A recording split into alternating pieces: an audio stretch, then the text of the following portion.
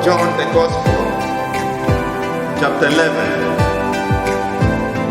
In the Gospel of John, chapter 11, we see a story. You may not want to call it a story, but a narrative of the account of Jesus' ministry. A narrative of the account of the ministry of Jesus Christ. And one key thing here is the compassionate and the love Jesus Christ had for humanity. And we see here in certain verses, as we will study, that our Lord God, was moved into emotion and cried for the lost Lazarus. We want to see the story and the narrative about Lazarus' life and death. We are all aware that the Bible today was read for us, that there was a good friend of Jesus Christ called Lazarus. And Lazarus had two sisters, Mary and Martha. So when Lazarus was on his sick bed, he was hopeless and he was seeing no hope in life, and he knew he may not make it. The Bible says they sent a messenger to Jesus Christ that your dear friend Lazarus is badly off. Please come quick and rescue him. Jesus hesitated. He took his own time. On his way to Lazarus' home, the disciples had asked him, why are we still going there? And Jesus was like, this sickness is not unto death. He had first sinned as God. Being God, he knew the whole process, how it would end. But now let's come to these key things. In verse 17, when Jesus arrived and he found that Lazarus had been buried 4 days before, and when Martha heard that Jesus, verse 20, I'm skipping some verses for interest of time. And when Martha heard that Jesus was coming, she went out to meet him, but Mary stayed in the house. Martha said to Jesus, if you had been here, my Lord, my brother would not have died. But I know, even now, God will give you whatever you ask for. That was a statement of faith. I want to assume that at this time, Mary was heartbroken why Jesus Christ delayed to come. And I see Martha running to meet Jesus and say, yes, Lord, you delayed. If you had been here, the previous days, my brother would not have died. But even so, you connect this great statement of faith. Even so, even if you had delayed, I still believe that whatever you ask for, God will give it to you. I want to repeat this reading. Martha said to Jesus, if you had been here, my Lord, my brother would not have died. But I know that even now, God will give you whatever you ask him for. Praise the Lord. Amen. That is a statement of faith. She had not lost hope totally like Martha did. Like Mary did, and even she was not even having the interest of running to meet Jesus. But Martha believed that whatever Jesus can ask God, God will do it. And now the story continues. And Jesus, in verse 38, Jesus was deeply moved. Jesus went to the tomb, which was a cave with a stone placed at the entrance. Then he said, take away the stone, Jesus ordered. Martha, the dead man's sister, Martha had a problem. She has never been believing. Martha made another statement. here and say, Lord, he has been buried 4 days. Do you know the implication? Someone buried 4 days means he's already in producing bad smell. Things are not good now. And Jesus said to her, did I tell you that you would see God's glory if you believe? No, this is a dead person. He has been buried 4 days, 3 days now. Why is he still telling us to roll up the stone and expose the dead body which is rotting? Then Jesus said, didn't I tell you that if you believe, you will see God's glory? Praise the Lord. Then the story continues. They roll back the stone. And after they have rolled back the stone, Jesus ordered, Lazarus, come forth. Lazarus, come back to life. He ordered with the voice of a creator, a voice of a God who has supreme authority over humanity, and he spoke with authority. He did not even make a lot of noise. He only ordered, Lazarus, come back to life. And you know what happened? The dead man rose, wrapped with his linens of burials, and he got up. Then Jesus said, Mother, go and loose your brother and tie him. And Lazarus was untied. He came back to life. Everyone was amazed. I want us to see what we learn from here. That was the whole narrative. But what do we learn from this narrative today? Number one, Lazarus was on the sick bed, hopeless, and had nothing in life. The sisters could not do anything else. They were hopeless too. But you know what? They invited Jesus. They said, go to Jesus and call him here so that our brother may live. Christians, when we are at the state of Lazarus, dying point, with your sisters and relatives and friends gathered around you, waiting for the minutes and the second you would die, what would be the decisions of those surrounding you? What would be the decision of those surrounding you? Others will say, prayers we have tried and prayers is not working. Now let us try other means. These issues of Jesus will not help us now. And they will run around. They will run around, going to try this, they will even bring local herbs. You take these herbs, take these shrubs, and take this, and you are tortured. But you know what? Martha and Mary, the brother to the dead man, the sick man, stayed firm and said, we have called God, we will wait upon God. We are not moving anywhere. Praise the Lord, praise the living God.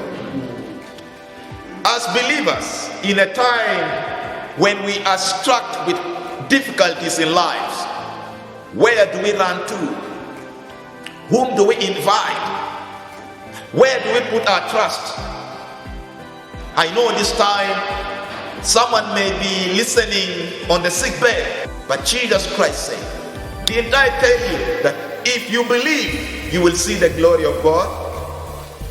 I still want also to give you this encouragement, that if you believe, you will see the glory of God. If you believe, you will still see what God can do. There was this interesting thing that Jesus had a conversation with Martha and said, your brother will rise again. Jesus told her, and she replied, I know that he will rise to life on the last day. Jesus continued to say in verse 25, I am the resurrection and the life. Those who believe in me will live, even though they will die, and they will rise again.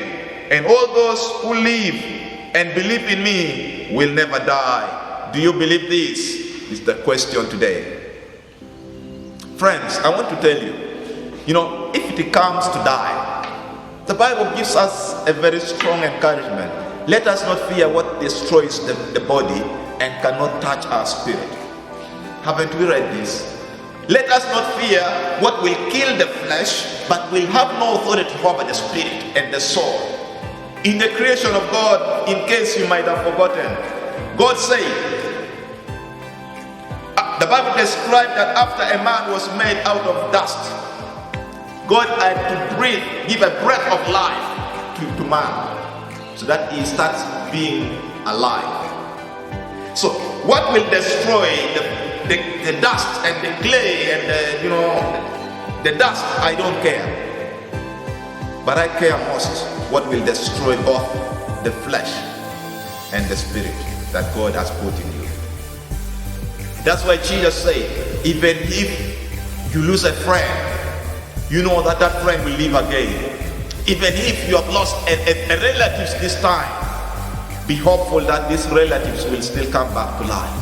When Jesus will speak with the voice of a creator, a voice of a great God, a majesty, a king, and he will say, hey, dead people, rise back to life.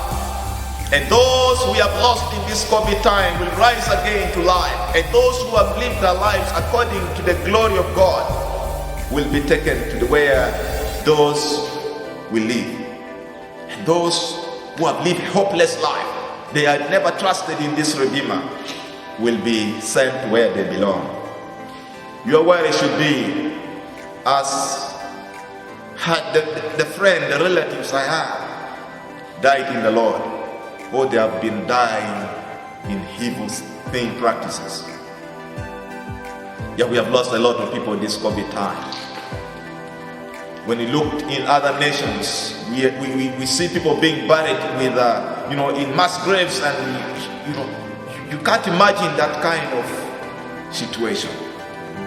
But in my heart, I was heavy down and I was worried.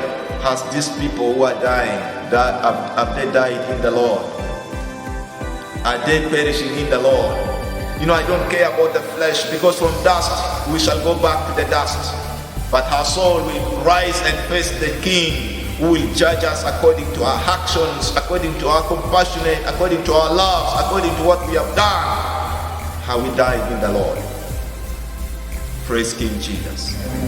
The second thing I want to bring to your attention, in the eyes of the family, actually I would call in the eyes of the bereaved family, Martha and Mary, it looked like Jesus had delayed. If Jesus had not delayed, their brother would not die. Have you ever prayed for someone and as you are trusting God to work and respond immediately, and God hesitated until the person died in the flesh? What would be your prayer? There was a funny situation. There was a child who was sick of malaria, brought to a man of God to pray for. And as the man of God was still, trying to comfort the family with the word of God, the child passed on. And the mother said from that time, she stopped going to church and she never prayed. Why? Because God did not listen to her prayer and save the child. To this mother, Jesus delayed. Like Martha and Mary said, God, why have you delayed all this much? This Bethany was just here across. You would have walked in less than 6 hours and you would be here, and you come after 3 days. Why have you delayed? Praise the Lord. Do we have people say, God, why are you delaying? Why are you not taking this pandemic away from us? Why is this corona tormenting us and you are silent? God, where are you? There are people asking this question. God, where are you? Even in our ministry, even you who are outside there, you're asking God, why have you delayed? Where are you, God? Why is all these torments in our lives? Where are you, God? You're asking a question. God, all my family members are infected with this corona COVID-19. Where are you, God? I have lost all my household. I am left alone as like an island. And you're asking, where have you been, God, in this time? You know, you had issues with your marriages, conflict, and you have divorced. And you are asking God, where were you in my time of divorce? There are people asking God, why are you delaying to rescue me if you're a good God? Are you asking the same question? Where were you, God? Where have you been? Why didn't you respond quick? And Jesus made a statement. Just believe. Hallelujah. Just believe that whatever you ask in Jesus' name will be given. God is never late at any time. The narrative of Lazarus gives us an encouragement that God will never be late, because Jesus appeared and said, just roll back the stone, with confidence. He asked God, the Father, I am trying to put words and paraphrase and put these words here. Jesus would have said, Father, I know I would have been here a long time and this man will not die. But I have delayed intentionally, that these people who are surrounding us here will know and believe that even if we die in the flesh, we can still come back to life, because I am the resurrection, the life, and I'm the resurrection. And you know what? Jesus made this prayer now. God, I know you always listen to me. I want to do this for these people to believe that you sent me. Then he commanded, Lazarus, come back to life. And Lazarus came to life. Praise the Lord. Why? So that these people who are listening today would believe that Jesus Christ is the life and the resurrection. What is that brokenness in your life? What is that dead situation in your life that you need Jesus to come and say, come back to life? What is it? Is it hopelessness? Is it poverty? Is it lack of food? What is that situation you are trusting Jesus and it looks like he is delaying? Is it conflict in your marriages? Is it the wayward children you have? What is it? Or trusting God for a career?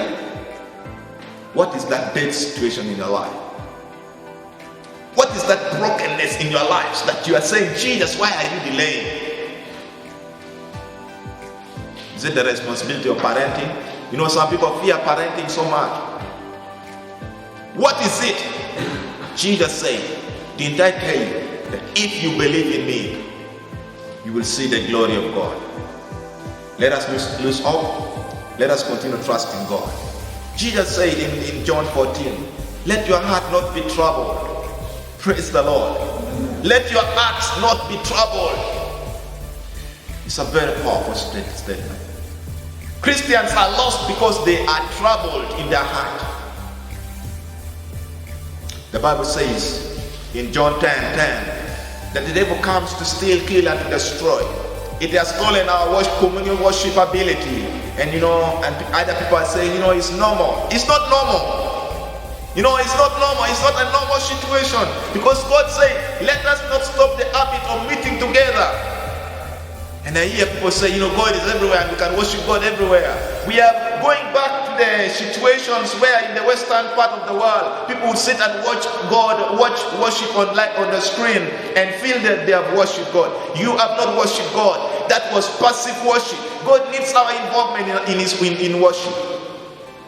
We need to bring the involvement. We need to worship God. We need to praise God. We need to sing to God. We need to listen to God speak to us.